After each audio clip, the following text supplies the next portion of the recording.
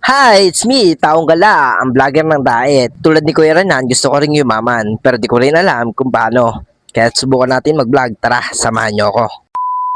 Bali ngayong araw nga pala is pupunta tayo sa isa sa barangay sa bayan ng Labo. Yung barangay na pupuntahan natin is sa Awitan Labo. Bali yung Awitan Labo nga pala is boundary na nga din pala nyo ng Paracali at Labo. At kaya nga po pala tayo pupunta doon sa barangay hall mismo ng Awitan Labo is magta-tiles nga po pala tayo. At kung napapansin nyo nga yung kulay blue na hauler ay kasama ko nga din po pala niyan. Bali andyan po nakasakay yung mga tiles na gagamitin namin. Sa mga oras nga na ito is magpapagas muna yung hauler. Kaya ako naman ay gigilid muna dito sa gilid para hintayin sila. Kung mapapansin nyo nga dito is napakalawak pa nga ng mga danawan dito sa bayan ng Talisay. Na hindi dumating yung oras na maging subdivision ito kasi sayang talaga kung magiging subdivision yung ganito kalawak na danawan. Kaya alam naman natin kahit saan sulok ng bansa is in demand yung bigas. Kaya napakalaking sayang nito kung ibebenta lang para gawing subdivision. Pagkatapos nga magpagas ng hauler is lumarga na nga din pala kami. Bali dito nga din pala kami sa bayan ng Labo. At dito nga ay mapapansin nyo napakaganda ng ulap. Tapos napakaganda din ng mga bundok na medyo malapit sa amin. Habang binabaybay nga namin itong diversion road dito sa may Labo ay napansin ko ito. Kahit sino man siguro na dumadaan dito is mapapansin ito. Masdan yung mabuti na bago lang talaga itong kalsada dito. Nakakapagtaka lang bakit may butas sa gitna. Pero nung unang daan ko dito dati is wala pa ito at napakaganda din ng pagkakagawa ng kalsada. Nakakapagtaka lang kung bakit biglang nagkaganto dito sa gitna. At alam naman natin napakadelikado nito para sa ating mga motorista. Sobrang napapaisip ako kung para saan ito, kung bakit nilagyan ng mga gantong butas dito sa gitna. Kasi kung iisipin natin is tapos na yung kalsada, bakit pinutas pa nila? At nakakapagtaka din kung under construction ito, bakit walang gumagawa? Kung sana wala pang pondo, wala pang budget para dito, sana hindi na lang nila sinira. Sana hinintay muna nila yung pondo o yung budget para dito bago nila ginanto kasi napakapangit at napakadelikado nito para sa ating mga motorista. Kung iisipin tapos na yung kalsada, bakit binaktak pa ng ganito? At alam naman natin yung ginagamit na pondo para dito is galing sa kaban ng bayan.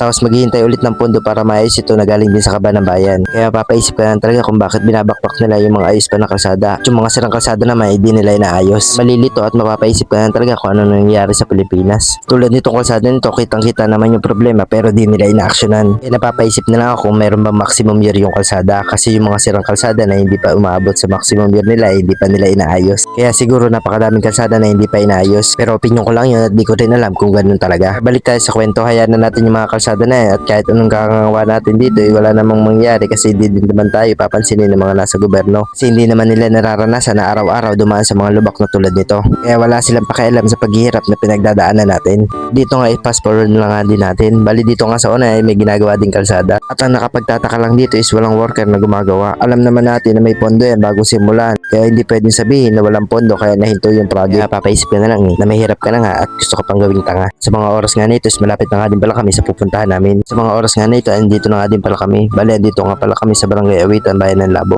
Bali ito nga pala yung mga gagawin namin. Bali itatest namin yung flooring pati yung hagdan kasama na yung kusina. Tapos ito yung kusina.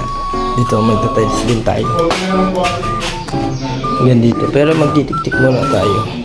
At dito nga sa mga oras na ito, sinimulan na din namin magtiktik ng flooring para matapos din kami kagad at makalipat na din kami dun sa taas para matiktik na din namin yung flooring dun sa taas. Ito na yung itsura nung matapos namin tiktikan dito sa kusina. Lilipat na din kami sa taas para matiktikan na yan at pagkatapos ay uuwi na din kami. Bali pagkatapos nga namin tiktikan dito sa taas, ito na nga pala yung itsura niya. Bali hindi ko na nga din pala pinakita kung paano namin tiniktikan ito. Sa mga oras na ito, tapos na nga din pala kami kaya uuwi na din kami. Kaya hanggang dito lang po yung video natin ngayong araw. Maraming salamat nga po pala sa mga nagsusuporta at manonood sa aking mga video. Sana po ay dumami pa po yung mga nagsusuporta at mga nanonood sa aking mga video. At kung ikaw hindi ka pa nakapalo, baka pwedeng papalo naman ang page ko. Diyan na po, maraming salamat po ulit. Bye bye.